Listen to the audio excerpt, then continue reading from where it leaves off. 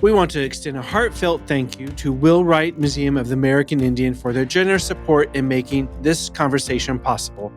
Their commitment to uplifting Native voices and fostering critical conversation in the arts is deeply appreciated. Welcome back to Beyond the Art, the podcast where we celebrate Native artists, storytellers, and visionaries who are shaping the creative world. Today we have with us award-winning Cherokee and Kiowa filmmaker Loren Waters. Welcome to the show. Hi, everyone. So excited to be here. Thank you so much for having me. Absolutely. It's an honor to have you on Beyond the Art. Let's start with your journey. What first sparked your passion for filmmaking, and how did you find your voice as a director and a storyteller?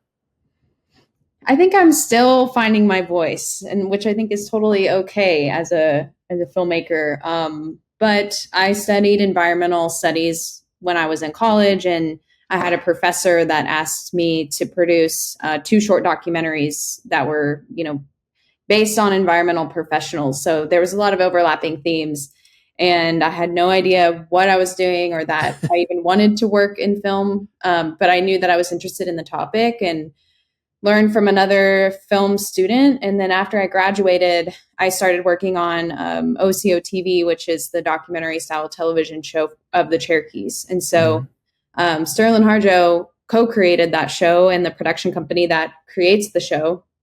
So our paths crossed there. And I just slowly learned that filmmaking and storytelling can be such a powerful way to make an impact and make a difference in our communities. And I knew that that was what I wanted to do, was think about how I could make change. So film was something that was definitely an accident, but that I feel like is what I'm supposed to be doing. And it's your purpose. And now, like, finding my voice, I've done a lot of documentaries, 3 in the festival circuit, and then, a few with clients on the side. And I'm really wanting to dip my toe into narrative now and figure out, what it is that, about me that I can put into my storytelling. And I know things that I like, and that's really what I try to focus on, is if I like it, then maybe other people will like it as well. And just try to really follow my intuition in that way.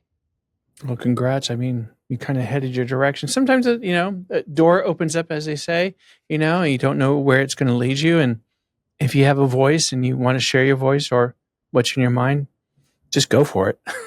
Yeah, for sure. And, after I was working on, OCO TV and for the Cherokee Nation Film Office, Sterling and I went to dinner with some other mutual friends, and he was staffing up his show Reservation Dogs at the time. And of course, back then, nobody had seen the pilot. Nobody really knew what it was going to be, but I just knew in my gut that I needed to work on the show.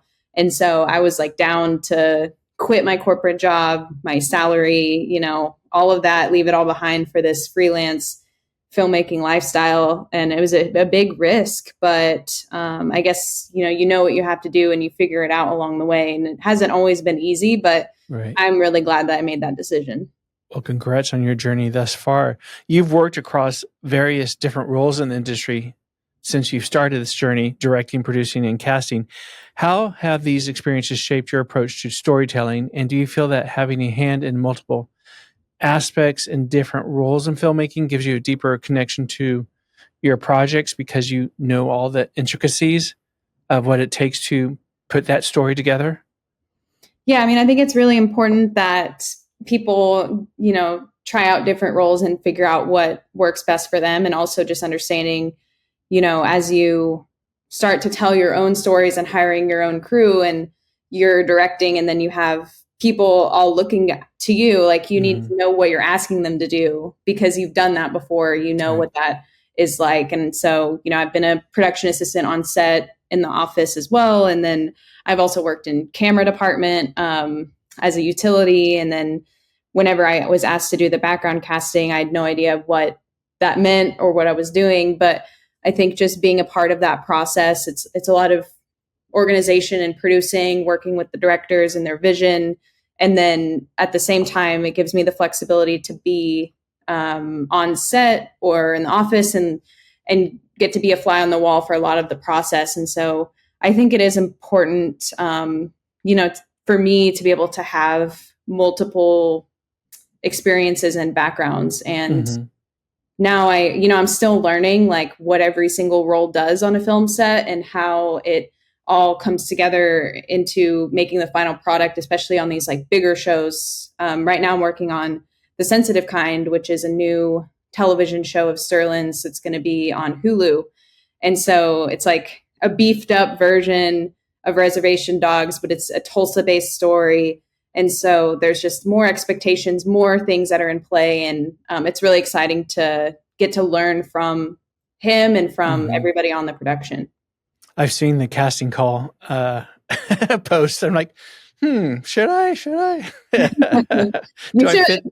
Everyone should. Do I fit that cast of, I think there was maybe like 5 or 6. Do you have this? Do you have this? Like, oh, maybe. We'll talk later. You could be a shady lurker. I could see that. Ooh, shady lurker. My show producer likes it. Shady lurker. Okay. Yeah. Like, what does that mean? I don't know. We'll just push you there. Yeah, it'll work. I can get into character. Yeah, definitely. Well, given that, Loren, and your current situation and what you're doing, your films actually explore deep themes of cultural revitalization, Indigenous, I guess, futurity and environmental knowledge. How do these themes weave into what you're doing, and how do you incorporate them into the base storyline of what you're trying to tell in your story? I think that, as a storyteller, as I've progressed in the craft, I think what I really want to showcase is that this is a human experience that we are experiencing as Indigenous people. But I do think, a lot of different types of people look to us during times of, when we're talking about environmental issues, like we've been taking care of the land for however long. And like we know the land, we know the plants, we know the stories of this place. And so I think, as I was invited onto those environmental projects in the beginning, I realized that there's a way that we can tell these stories that are interesting, are experimental, and also can play with aspects of time and what that means to us and our connection to place and land without it being so educational. And so one of my films is called Meet Me at the Creek. It's finishing up the film festival circuit right now, and it focuses on a Cherokee elder and her work to revitalize northeastern Oklahoma and the Tar Creek Superfund site. So basically this super polluted creek with lead and zinc, and it's so polluted that the river runs orange. But beyond like the environmental issues of how it got there and all of the science behind it, I more so took an approach of what is this elder envisioning for her community? What is she seeing in the future that's getting her out of bed every single day? And what does that look like? And how can I create that in a film so that the community can actually see that and use it as a tool to work towards that? And so we filmed on Super 16 to create these little dreamy like vignettes, and then also just got really creative with the cut and the visuals that we were seeing in the film. And so I think that, playing with these aspects of time and futurity also translates over into my next film, which has nothing to do with the environment, but it shows that we're all connected through time and space, and also through our backgrounds. And I think that a lot of non-native and non-Indigenous people can relate to the story of Tiger through Dana Tiger and her story and what her family has been through, because that, we explore universal themes. And I'm just really excited about where that film's going to go. Since you've been in this industry, have you seen an influx in Indigenous Native Americans partaking and being more drawn to the business? I think so. I think that there's people that have been doing it for so long, like Sterling and, Black Horse Low and these other creatives, Taika Waititi, that have been doing it for 20 plus years. And now they're, finally getting their accolades and the resources that they deserve to tell their stories. And I think that has really inspired and set up other people like myself to be able to walk into this space and be like, oh, like if he didn't create the show and this production company and all of these resources, from these 2 decades of working in Tulsa in the industry, I don't know what this career would look like for me. But I'm really grateful that there are people like that have put in so much work and believe in storytelling and filmmaking. And now I think it's just our responsibility to continue that. And so with every project, I really try to include as many emerging Native people on set or on the project in general, and think about, expanding our circles bigger, because there's room for everyone. Like we were just talking about how there's multiple podcasts kind of talking with different Native artists. But I think that, again, like there's so little representation of us and our stories. And for every, like, if they say, oh, well, we already have like a Native boarding school film. Well, it's like, you already have like a million World War II films or basketball films. Like there's many, many different stories that we could be telling. And I think because of that, I just want to open the door for other people that come after me or that want to learn how to do this and be inspired to tell their own stories from their community. Yeah, because there's always a different perspective or a different narrative from someone else. At least they're telling their story, or we're telling our own story now instead of being at third or someone else telling it for us and not understanding our culture. But yeah, it doesn't matter how many times the story's been told. There's always going to be a different perspective or a different narrative. Yeah, or like experience. The way that's told, the way that people approach it. It could be the same story, but different directors will approach it differently, and it'll be a completely different film every single time. And I think that that's what's beautiful, and what I'm increasingly seeing is, we're building this trust in the industry where they're slowly, very slowly starting to, realize like, oh, you can make a good film and it can, do very well. And, for example, with Tiger, my film, that was all, Indigenous led decision making. And we didn't have any big names. We didn't have any other people on the project to tell us what to do. And then that's when you see the success, or do you just see it being recognized because we were at the forefront of those decisions? Right. If it was the opposite, or if there were other people involved, I just feel like it would have been diluted and not as strongly from our perspective. True. Very, very true. Well, as you mentioned, Tiger premiered at Sundance this year and received the Short Film Special Jury Award for directing. Huge congratulations on that. Can you share what inspired this story and what it meant for you to see it recognized on such a prestigious stage? Yeah, I mean, Sundance is, independent filmmakers like goal, I feel like, for, a lot of people. And so whenever I actually booked our Airbnb like a couple months before I even found out we got into the festival, because I was like really, really hoping that we would get in, and we did. And I was so excited and really just wanted to be present the whole time. But, it was just a complete shock and an honor that we received the directing award. I think one of the Ganatia Horn, I believe that's how you say her name. She was one of the jurors. She plays Dear Lady in Reservation Dogs, and her and I had met super briefly on production, but hadn't ever really talked until the awards night. And she was just saying that, this film was so unexpected. It's not about any of the traditional arts. It's about Dana, who's a painter, and about her family and their family art legacy and t-shirts. It's about screen printing t-shirts and Indian art on t-shirts back in the 80s. And so she was like, it was like punk rock. And I was like, because we used this song by Black Belt Eagle Scout called Soft Stud. And we used it in different parts of the film. So used different parts of the song and when we're talking about different things.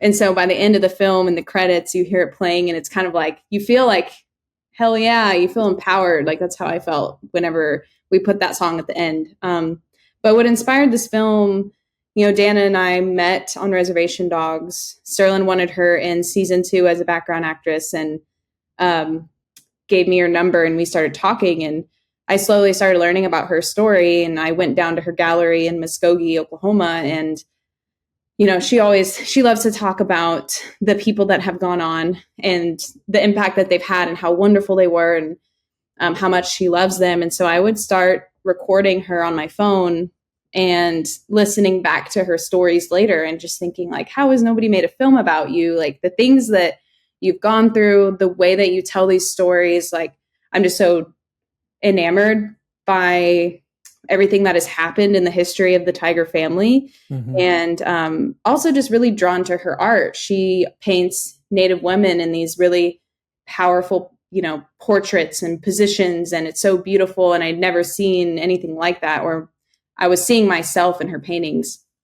And so it was purely serendipitous whenever my partner and I, who's also the cinematographer on the project, his name's Robert Hunter, he's Blackfeet and Shoshone Paiute. He had a camera package in between jobs in Tulsa. And we were just like, it would be a shame if we didn't go out and shoot something. And so called up Dana. We went out to shoot with her, and it was the first day that they were screen printing t-shirts since 1990. So it was like 30 years later almost. So I knew that because of that, something would come out of it. I feel like we really had to build the story backwards from that moment, and really unravel all of the history of all of her family members and community. I just think this film really highlights how important, the community is to the success of a family or an artist or a person. Very true. Is Tulsa becoming the Indigenous capital, filmmaking capital of the world? There's so much going on now. I think so.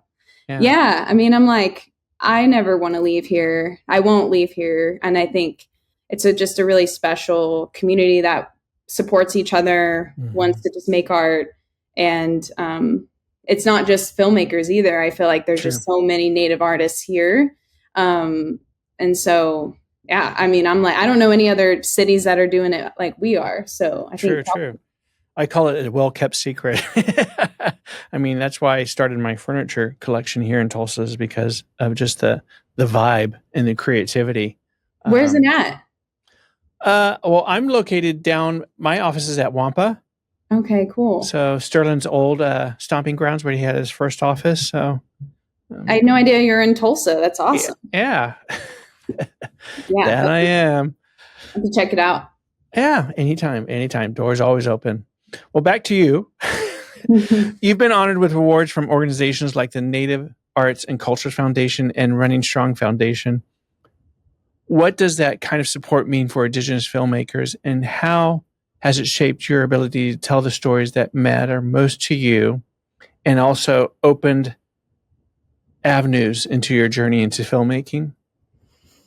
Yeah, I think one of the things that we have to do as artists is figure out how to get paid, figure out how to get our work supported. Whenever I became a freelancer, I did have a funded kind of like a client documentary project, which was my first one. It was called Restoring Neshkemon.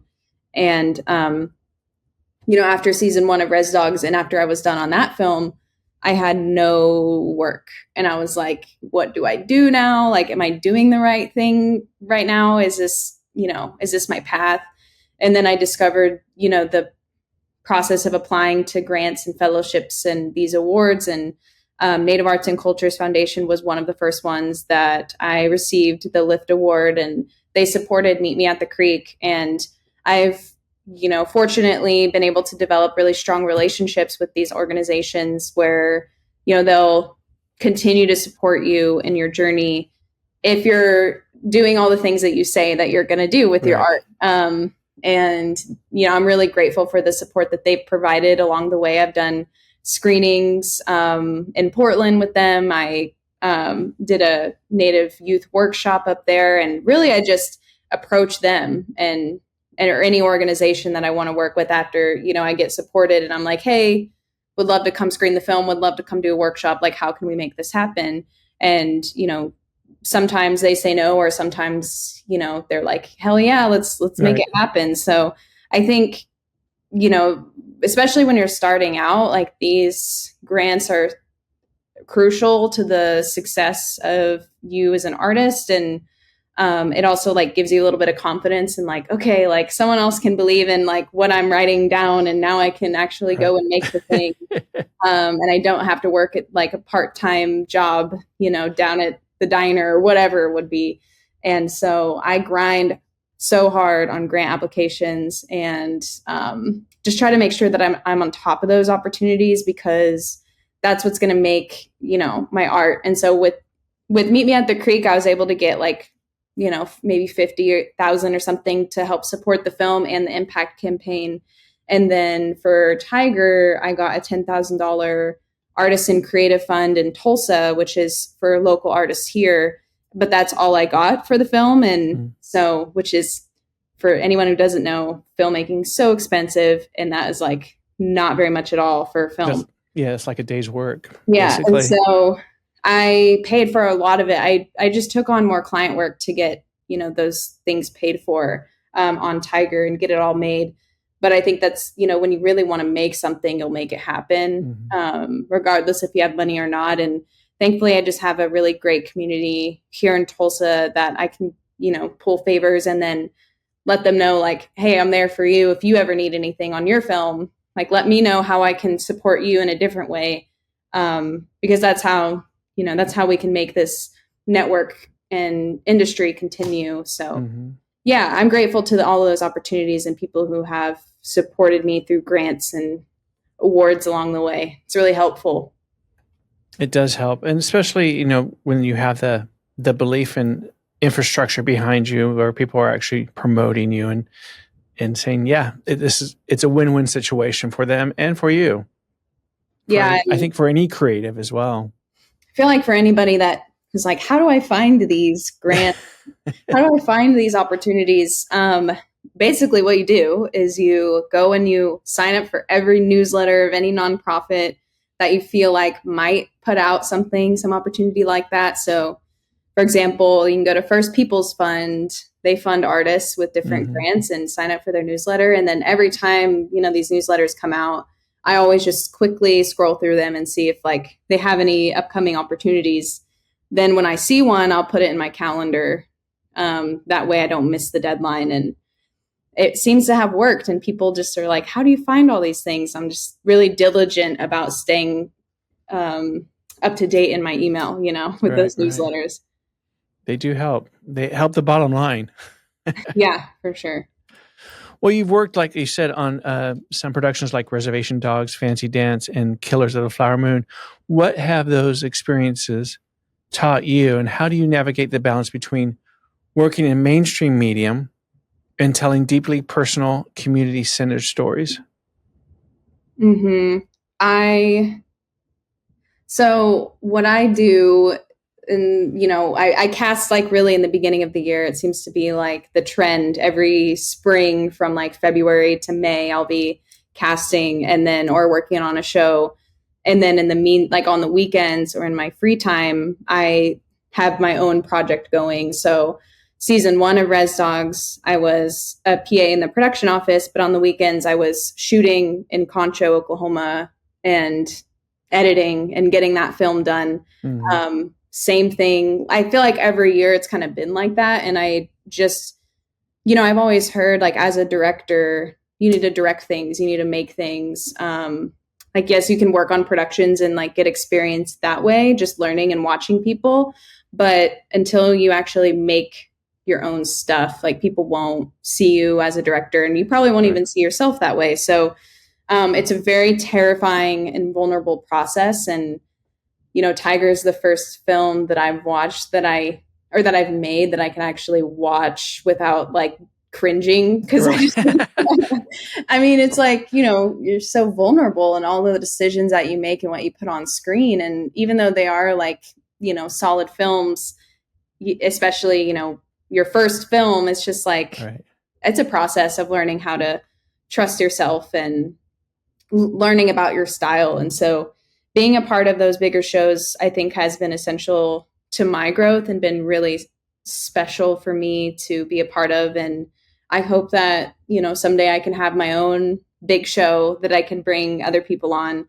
That will be like my own thing. And then I won't have to do the casting anymore. I think that my goal is to expand the casting and then train people up. And there's not people really doing it here in Tulsa, especially Indigenous people doing the casting. So I think it's a special niche that we've been able to build, that I want to continue to support, but mainly just want to move towards directing. Cool. Well, like you said, Hollywood is slowly moving, but surely opening doors for Indigenous representation. Where do you see the biggest opportunities and challenges when it comes to telling Native stories on a global stage? And is there enough, I guess, interest from the Indigenous community in participating and being part of that movement? I think definitely interest in the Indigenous community and being a part of it. I think what is a little bit harder to convince is like the mainstream Hollywood and understanding that this is what audiences want. And I think that we continually see our shows being successful, obviously Reservation Dogs being a #1 show, Fancy Dance being bought by Apple, and having Lily as the star in that film, really her performance was amazing. With Killers, the community was super invested in that film and very proud of what came out of it. I think, also Dark Winds. I didn't work on Dark Winds, but whenever it went from AMC to Netflix, it was Netflix's #1 show for like 9 weeks or something crazy. And that one is, there's a lot of Native writers and directors and actors on that. And I think continually we see that audiences want these stories.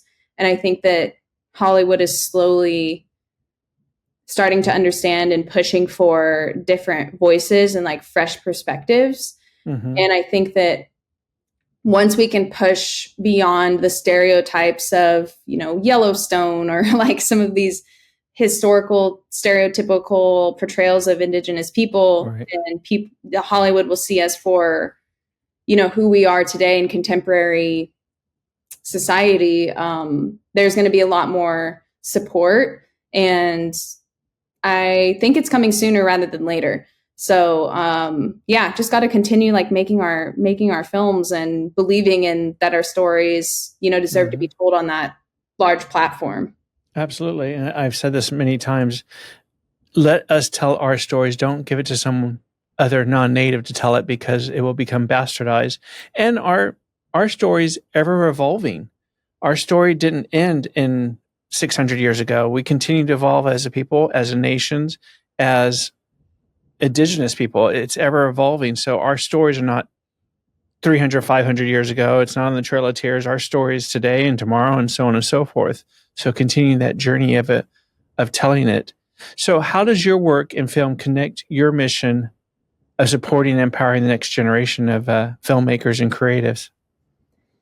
Yeah, I'm the executive director of my brother's foundation, Loren Waters III Foundation, and we have a mission to provide access and opportunities to Native youth through different avenues like sports, mental health and wellness, and culture. And so one of the things that I really hope to do in the future is to continue to build out that foundation with storytelling, filmmaking workshops and mentorship, and funneling projects through the foundation, like the support, films. Like it'd be a dream to fund films and be able to let, other Native directors like write and bring on a whole crew. Like that'd be amazing. And so I guess right now, everyone that I work with, I just try to hire Native people that haven't necessarily done that position before, but I know that can step up and do a good job and get a credit and get that opportunity. Because I know that that's what I needed. That's what I need in general. All of us need like an opportunity, as long as we have the resources and support to succeed. And so I want to continue to do that. And, one of the things that I was thinking about from our previous question, I think that our stories are they have a spirit and they're so strong. And I think that not just our stories, but just stories in general. And I think that the way that Hollywood has commercialized this industry makes us forget that sometimes. And I think when we take this art form very seriously in a matter of like sometimes even life and death, like these things and these projects can impact people on a deep level. they can, I've heard, this show saved my life, or, this completely changed the way that I thought about things. Or, there are people in our community, unfortunately, who are harming people in our community without knowing, or without taking the right approach of storytelling, mainly in documentaries. And so I think that we should be thinking about, with every project, with every story, like how it's going to have an impact on our community and what we can do to make sure that that's a positive one. Right. And, so with Tiger, specifically, just since that's what I'm working on right now, I really want Dana and her family to feel supported through their art in their art gallery.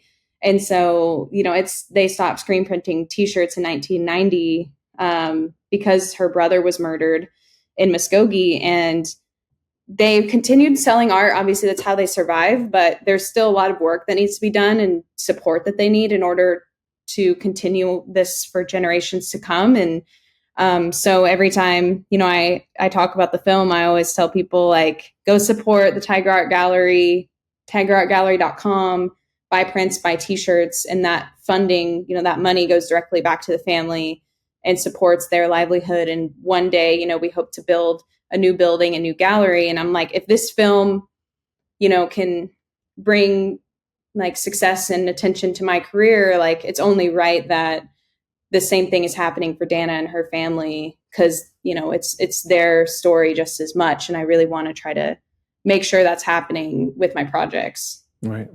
Well, I think it's part of our DNA too. Indigenous people are community built, and we help each other, and we always have, and I think we always will. And that's very admirable for you to actually want to do that with this film. So, saying that, what are some of the current projects that you're working on? What's going on with Loren? Yeah, I mean, I am writing a short narrative. I really want to step into narrative directing, and trying to get that funded right now through different grants. And there's a feature on the horizon. I can't really talk more about that, but I'm just like, wow, this is like, there's a lot happening in the background and opportunities coming my way that life seems to be speeding up very quickly. And trying to figure out how to build out my team, that can help support Waters Media production company. There's been a lot of, there's just a need. So I've been passing off projects to other creatives that I think, just need the opportunity or want, or like would do incredible at telling stories. And I'm grateful for that, because I'm like, if I can't take it on, if I don't have the time or capacity, like, I want to continue to just like dish it out to people that can do it. And then we can just like have more resources. So really, like, I want to grow Waters Media, and hopefully we can get more stories told, and there can be more people on my team. I got a story. I'll email you my story. Yeah. Offline. Yeah. Your storytelling is rooted in cross-cultural Indigenous experiences and collaboration. And collaboration is a huge component of the artistry and filmmaking industry. What does that collaboration look like for you? And how do you ensure that community voices remain at the heart and soul of your work? Mm-hmm. Yeah. I mean, I think it's just communication at the core. I mean, for Dana's film and my previous film, Meet Me at the Creek with Rebecca, like, I would just send them cuts, and I would make sure that they watched them. And if they had any notes, which, they really didn't ever have notes, but I wanted to make sure that they knew what I was doing and that they were updated in every part of the process. And I think that sometimes people they make excuses of, oh, well, we have to work on this time frame, so we don't have the liberty to share, what we've done in a cut or what we did in a film. And I'm like, it's not really an excuse. I mean, like I said before, like, these stories are so important and like can alter the way that people are seeing themselves or community sees them. I think that extra step is important in ensuring that the community feels good about this film. And so not only Dana saw the Tiger, but Lisa, her sister, watched Tiger, and their whole family watched it, even before the final cut was done. And then I would talk to her about, how do you feel about this music? Like, I went through her whole house and picked out photos, and I anything that I digitized, I just gave it directly back to her. So we found this old roll of, it was like 8mm footage, is like a 300-foot roll, and they hadn't gotten it scanned, and it's like a couple $100 to do that, you know, but I did it for them and gave it to them, and they'd never seen it before. And I also was able to digitize some VHS tapes, and there were some old recordings of Lisa on the news and on these like different talk shows talking about her AIDS and HIV journey. And so these are things that have been really special for them to have now, that they forgot about or didn't realize that they still had in their house. And I just think that these little things of, you know, we move really quickly sometimes in our commercialized capitalistic world, but just making sure that we're, you know, in every step of the process, including them, and then also having discussions with them about, you know, where do you want this to be seen? Who do you want to be there? Like, why is this important to you to be told?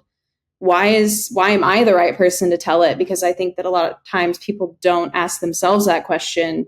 Are you the right person to be telling the story, or should someone else tell it? And I think sometimes, you know, when we talked about non-Native people directing films about Native people, I just question, like, why couldn't they be a producer, or why couldn't they, you know, help provide all of the resources and hire Native people for this? And I think that's the only way we're going to continue to get people in those positions that are qualified to tell these stories, because of the opportunity. So yeah, forgot what the question was, but and what did I ask?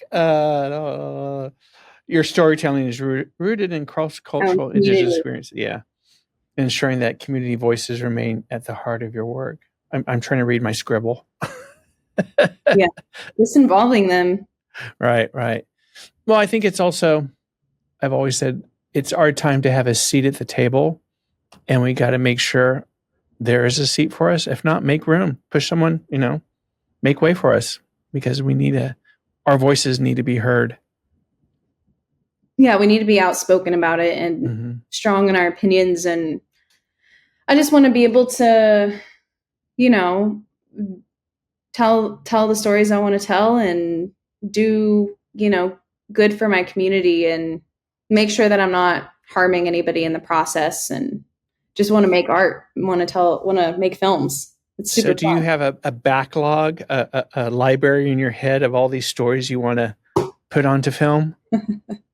Kind of. Who knows if they're good or not? But, I mean, what is it? David Lynch is like, he'll talk about like being meditative and coming up with your ideas, and to write down all of your ideas, because not every idea is a good idea. Like, a good idea comes very, very rarely. And so, yeah, I mean, I think that that's kind of what I'm learning and working through right now, is like, is the script I'm writing actually going to work? Like, I have no idea, but I think that screenwriters have like so many scripts that you just like write and never get made. But, you know, it's a part of the process. They become part of the coffee table or your end table.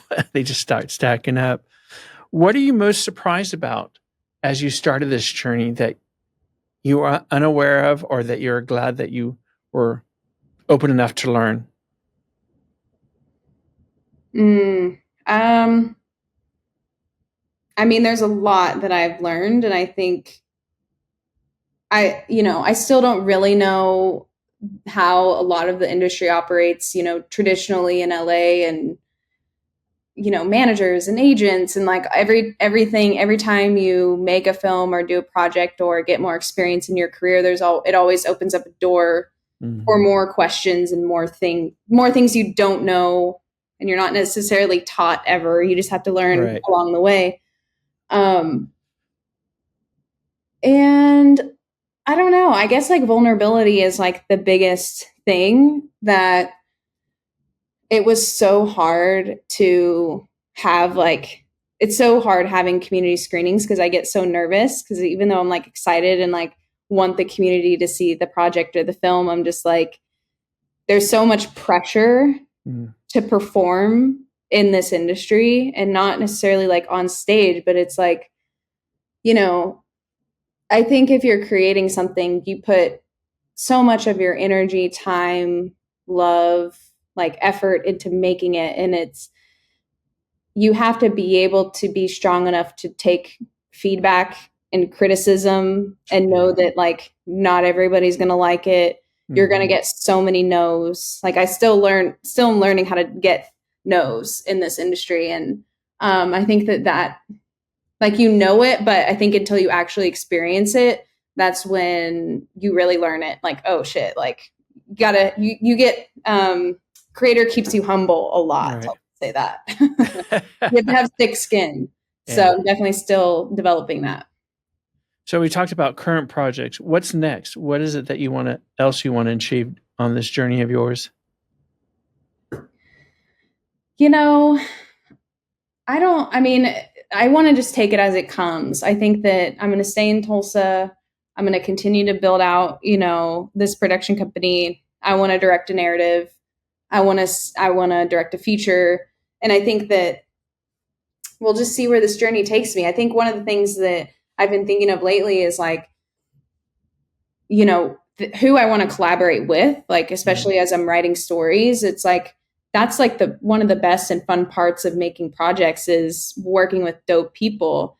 And on Tiger, for example, like I loved working with my editors. I loved working with my composer, and then just seeing the final product. We all brought our A game to this art form. And I'm like, want to think about who in the industry would be so dope to work with. And how like some collaborations might come about. And so, yeah, I really just want to meet more people who are really passionate about their community and telling stories, and see where that takes me as well.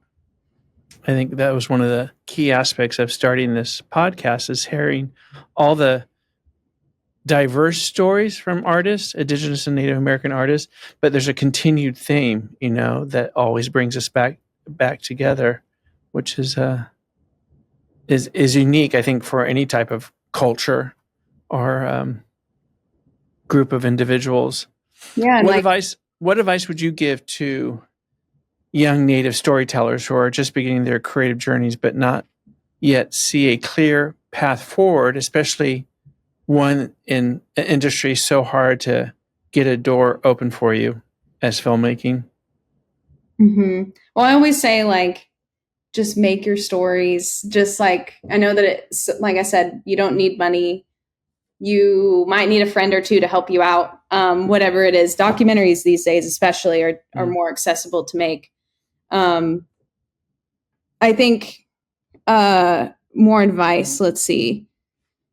Don't be afraid to like reach out to people as well. Like when I first moved to Tulsa, I would reach out to people on Instagram that I thought were doing cool things, or photographers or whatever, and just ask them to grab some coffee. And that's how I met, a lot of the creatives here, and have just been really intentional about, keeping up those relationships, just because you never know if you'll work together one day, or they could be a friend or whatever. And I think that we're so isolated these days with social media, and afraid to make that step. But definitely I encourage that. And yeah, I think that just make your films. I think that you never know where it's going to lead you. And what we were saying about like collaborations, I was really excited about being able to collaborate with Black Belt Eagle Scout and their song on the film.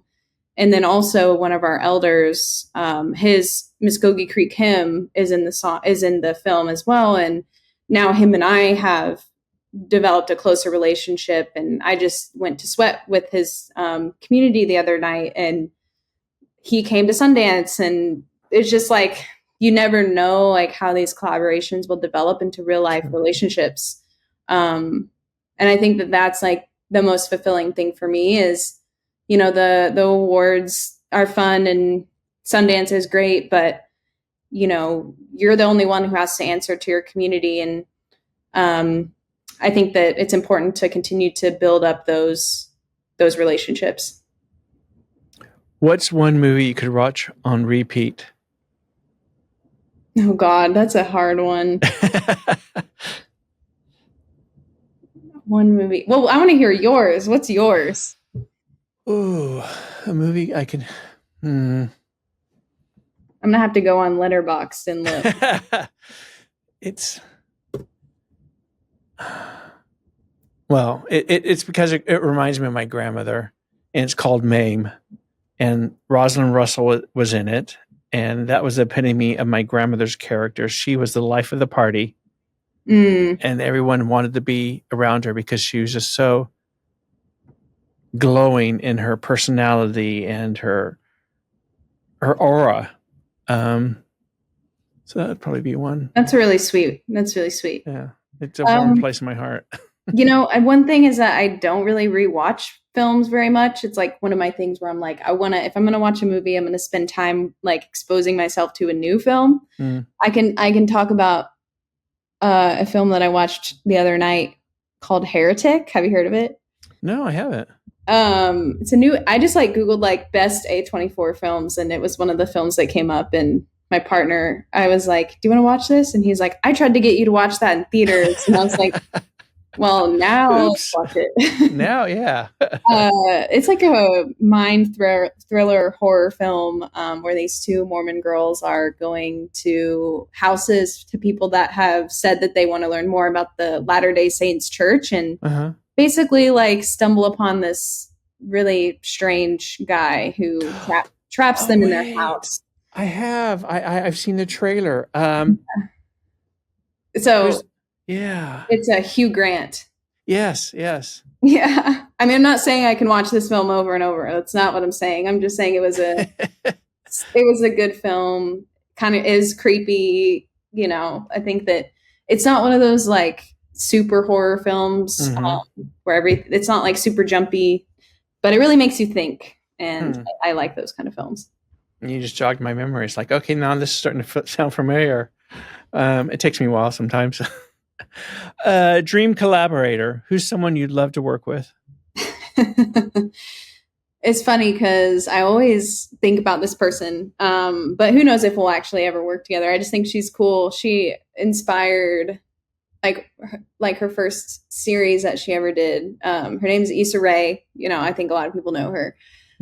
She does comedy more so, not really as much into comedy, but I just am really inspired by her style of storytelling with centering Black women as characters, usually who are best friends, just living life. And I think that, that's not something we see very often, and makes it seem, her stories are, hip and cool and fun. And I think it would be cool just to like explore what a collaboration with her could look like. Well, they say if you don't put it out there, no one will listen. So now it's out there. Now it's out there for the public, and everybody knows that Issa Rae is on my list. One word to describe your filmmaking style. Oh, that's interesting. I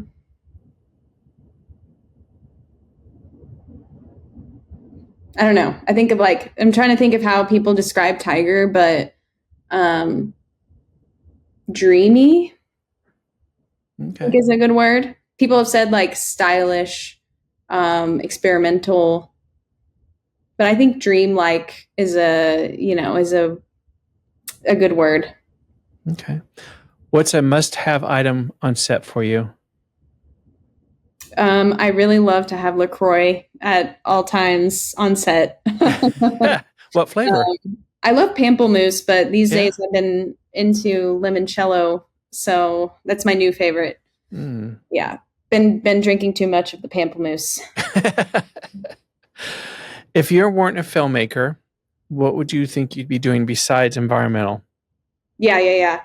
A lot of people have asked me this recently, actually, just like in personal conversations. But I do think it'd be working in the nonprofit world, especially now that I'm kind of doing that with my brother's foundation. I think that that's like another way that a lot of people can make a difference. So if I wasn't able to be a filmmaker myself, I would probably try to find ways to support other filmmakers, and creating community and resources through the nonprofit world to do that.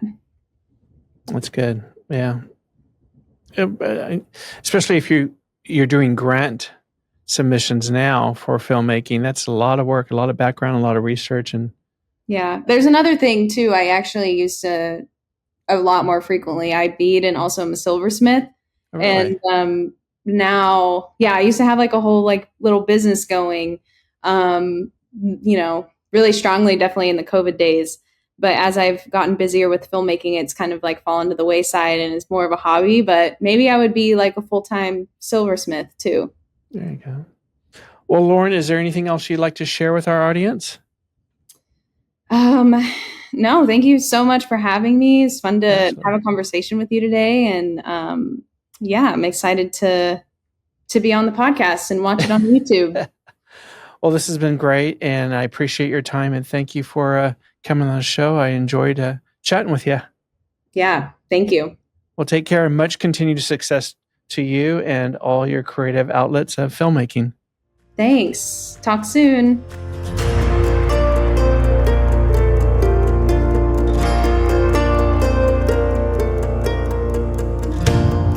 Thank you for joining us, and thank you again to our friends at the Will Wright Museum for supporting this dialogue.